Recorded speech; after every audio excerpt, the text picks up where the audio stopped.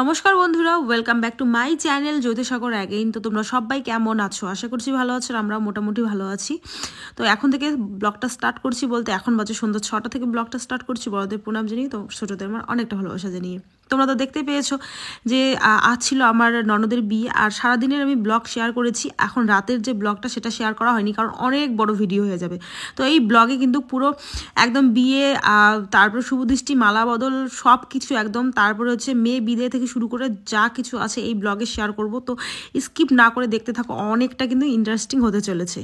দেখো, আমি কিন্তু প্রায় 1 ঘন্টার মধ্যেই রেডি সেডি হয়ে নিয়েছি, একদম নর্মাল রেডি, কোনো মেকআপ করিনি, ফাউন্ডেশন লাগিয়েছি, জাস্ট এই সোনাদানা পরেছি, শাড়ি পরেছি, বাস।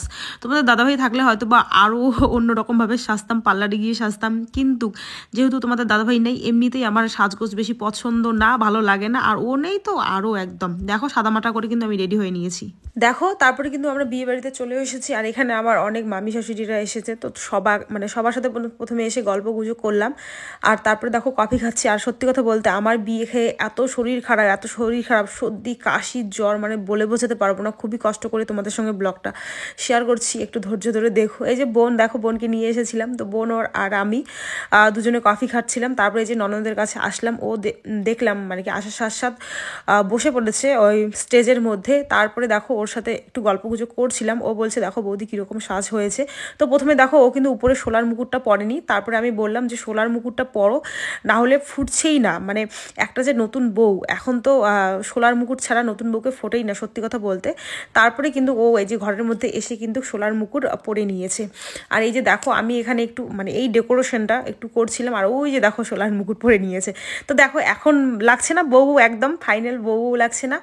তো যাই হোক বন্ধুরা, তারপরে দেখো আমার প্রচণ্ড খিদে লেগেছিল, তার জন্য কিন্তু আমি খাওয়া দাওয়া করছি। আচ্ছা, খাওয়া দাওয়ার কথা বলে তোমাদের সঙ্গে একটা কথা শেয়ার করছি। এর যে দাদার বিয়ে ছিল এই অঘ্রাণ মাসে, তো তোমাদের দাদাভাই কিন্তু তখন এসেছিল। তো তোমাদের দাদাভাইয়ের সঙ্গে তখন একটু খুটুর মুটুর লেগেছে, তো খাওয়া দাওয়া একদম ভেস্তে গেছিলো আমাদের। তার জন্যই ভাবলাম যে আগে আমি এখানে এই বিয়ে বাড়িতে খাবো, তারপরে। আর এই যে দেখো, তোমরা বলো না যে ওই আমার হচ্ছে দেওরের বউকে দেখাও, এই যে দেখো বউ। বিয়ের ভিডিওগুলোতে কিন্তু তোমরা প্রত্যেকটাতে এই যে নতুন বউকে দেখতে পারবে। সত্যি কথা বলতে, আমাদের দুজনের খুবই ভালো বন্ডিং হয়েছে এই কদিনের মধ্যে। তো দুজনে কিন্তু তুমুল একদম নাচ, মানে দুই বৌদি মিলে ননদের বিয়ে পুরো ফাটিয়ে দিয়েছি আমরা। দেখো, কে নাচুক না নাচুক নেই, আমরা দুজন তো একদম নাচবই।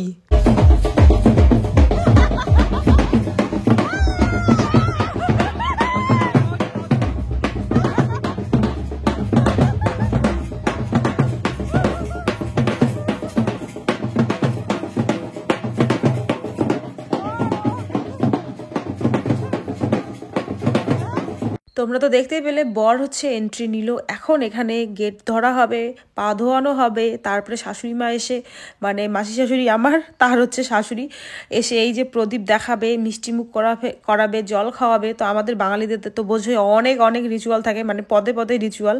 তো সেই রিচুয়ালগুলোই এখন এই যে করছে। আর সত্যি কথা বলতে, এত সর্দি লেগেছে, আমার কথা উল্টে পাল্টে সব যাচ্ছে। একটু অ্যাডজাস্ট করে দেখে নিও তোমরা। দেখো কি মিষ্টি খাচ্ছে রে বাবা, জামাই, নতুন জামাই, মানে পুরো সব মিষ্টি গপ গপ করে খেয়ে ফেললো।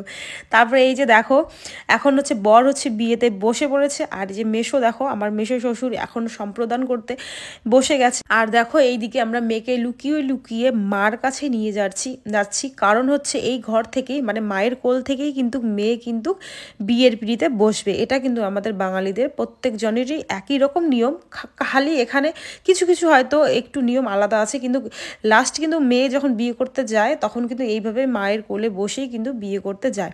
তো দেখো, মা এখানে আছে, দুধ খাইয়ে দিবে এখন, এইভাবেই কিন্তু আমারও হয়েছে, আর প্রত্যেক জনেরই মনে হয় এইভাবেই হয়। সত্যি কথা বলতে, এই টাইমটা মানে এত কষ্টদায়ক তোমাদের কি বলবো। দেখো, এখনও আমার এই দেখে আর কি তখনকার কথা মনে পড়ে গেল, বা আমার বিয়ের কথা মনে পড়ে গেল।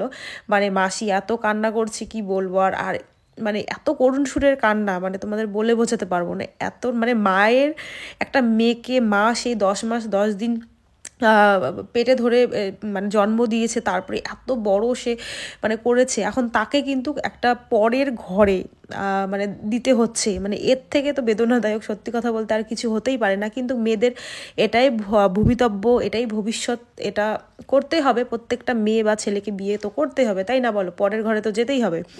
তো এই হচ্ছে ব্যাপার। তারপরে দেখো এখানে মালা বদল কিন্তু হয়ে গেছে, শুভদৃষ্টি হয়ে গেছে, তারপর কিন্তু সব কিছু হয়ে গেছে। আমি আর ভিডিও শ্যুট করিনি, শরীরটা প্রচণ্ড খারাপ ছিল, বাইরে বসেছিলাম।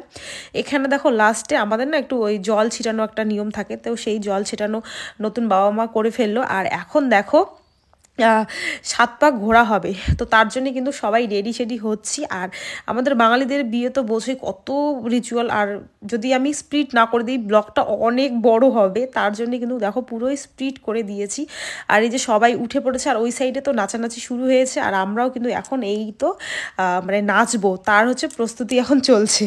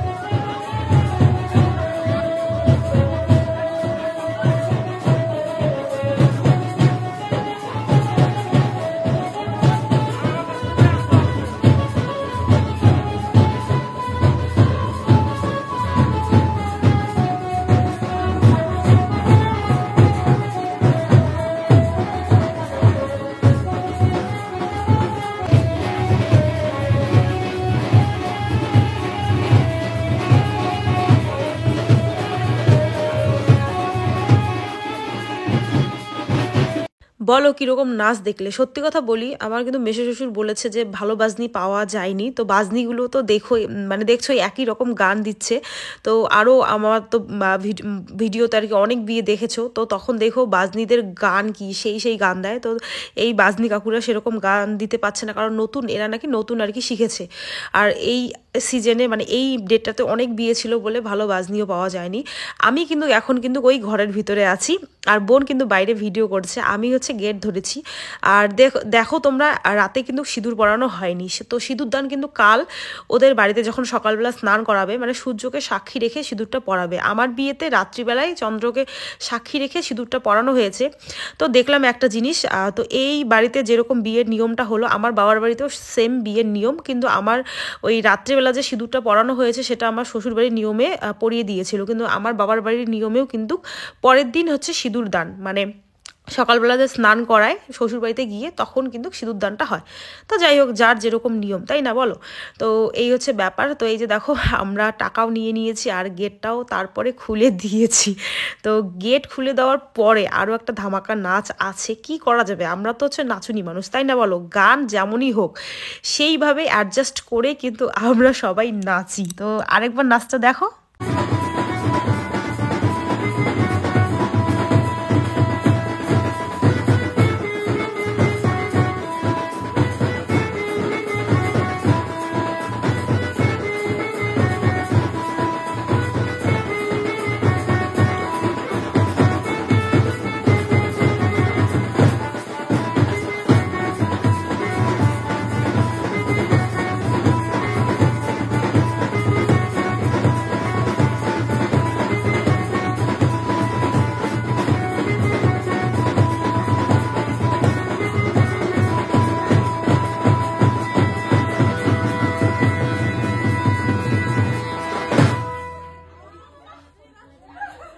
বন্ধুরা কীরকম নাচ দেখলে তোমরা? যাই হোক আমাদের টিম কিন্তু পুরো জমে গেছে। তারপর দেখো চলে এসেছি নতুন বর বউয়ের কাছে। এখন এখানে কড়ি খেলা হবে। তো সেই কড়ি খেলাতে আমাদের কোণেই কিন্তু জিতে গেছে আর বর কিন্তু হেরে গেছে। তো বরের কোনো রকম আক্ষেপ নেই যে বর হেরে গেছে। বর আরও খুশি যে তার বউ মানে একদম আজকে স্বয়ং তার অর্ধাঙ্গিনী জিতে গেছে বলে। তো সেই দেখো কড়ি খেলা হচ্ছে। সত্যি কথা বলতে বিয়ের পরে এই খেলাগুলো এত মজা হয়, এত মজা হয় কি বলবো। আর এখানে আরও এক দুইটা নিয়ম করা হয়নি, যেটা আমার বিয়ের সময় করা হয়েছিল। আমার বৌদিরা ছিল, পুরো দুজনকে এরকমভাবে পাশাপাশি শুয়ে আবার পুরো উপরে একটা চাদর দিয়ে ঢেকে দিয়েছে। মানে ওরকমও বলে নিয়ম করতে হয়, কি জানি ওরা ওদের মতন করে করেছে নাকি নিয়মই ছিল। যেহেতু আমার বাড়ির আর কি বৌদিরা প্রচণ্ড আর কি ঠাট্টা করে, একটু বয়স্ক আর কি। আর আমরা তো কম বয়সী, নতুন নতুন, আমরা আর কি আর কি ঠাট্টা করবো, তাই না বলো? তো দেখো এখানে এখন প্রায় কিন্তু 2টার মতন বাজে। আর এখন সব বর কনে, তারপরে মাসি মেশো, আমার শাশুড়ি মা, মানে 2 বৌরাতি যারা যারা আর কি উপাস ছিল, তো তারা কিন্তু এখন খেতে এসেছে। আর এখানে দেখো আমি মাসির সাথে ইয়ার্কি করছিলাম যে মাসি দেই, মাসি কই না লাগবে না, আমি কই দেই না মাসি লাগবে না, মানে যেরকম ভিডিওতে হয় আর কি ওরকম ইয়ার্কি করছিলাম। তো তারপরে দেখো এখানে চলে এসেছি। দেখো 2-3 ঘন্টা আগে এই জায়গাটা কতটা জমজমাট ছিল, তাই না বলো? দেখো মানে 2-3 ঘন্টার মধ্যে মানে নিমেষেই কত কিছু হতে পারে। তো সেটাই তোমাদের সঙ্গে একটু শেয়ার করলাম। আর এই যে দেখো এখানে এখন বরকনে কিন্তু খাওয়া দাওয়া হয়ে গেছে, এখন রেস্ট একটু নিয়েছে। আর গোছা গাছা যেটা মানে ছিল আর কি সব করে নিয়েছে। এখন কিন্তু সেই বড়দের সবাইকে প্রণাম করবে, তারপরে কিন্তু এই তো যাবে। তো কান্নাকাটি তোমরা জানোই, কান্নাকাটি শুরু হয়ে গেছে। আর এরকমই হওয়ার কথা বিদায়ের টাইম। তো বেশি লোকজন একটা ছিল না, যেহেতু মানে এদের একটু আত্মীয় স্বজন একটু কম আছে, লোকজন কম আছে, তার জন্যই কিন্তু লোকজন কম। আমার বিয়েতে কিন্তু প্রচুর লোক ছিল, মানে তোমরা দেখেছো। আর আমাদের বিয়েতে যেমন আর কি তুলসী তলার মধ্যে বসি আমরা, ওখানেই সবাই আশীর্বাদ করে, তারপর ওখান থেকে কিন্তু মেয়েকে বিদায় দেয়। তো এদের ওই নিয়মটা নেই, তুলসী তলায় বসার ওই নিয়মটা নেই। এমনিতে সবাইকে প্রণাম করবে, তারপরে প্রণাম করে তারপরে কিন্তু ওরা বাড়ির দিকে আর কি রওনা দেবে। তো এই যে দেখো আমার যেহেতু তুলসী তলায় বসানো হয়েছে, এখানে নেই, এই যে তুলসী তলায় হচ্ছে প্রণাম করছে, তারপরে কিন্তু এই যে বেরিয়ে যাবে। আর এই যে দেখো আমার শাশুড়ি মা আর আমি প্রায় সবাই বাড়িতে চলে গেছে, আমি ছিলাম। আমি কই না, ননদের বিয়ে যখন সব কিছুই আমি ছিলাম, তো এই যে যখন বিদায় টাইম, তো এইটুক টাইমও আমি থাকতে পারবো, কোনো রকম অসুবিধা হবে না।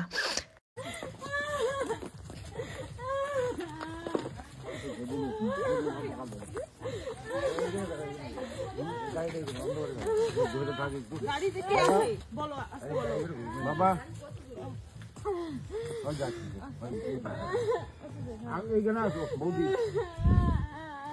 গাড়িটা ব্যাক করে আন, ব্যাক করে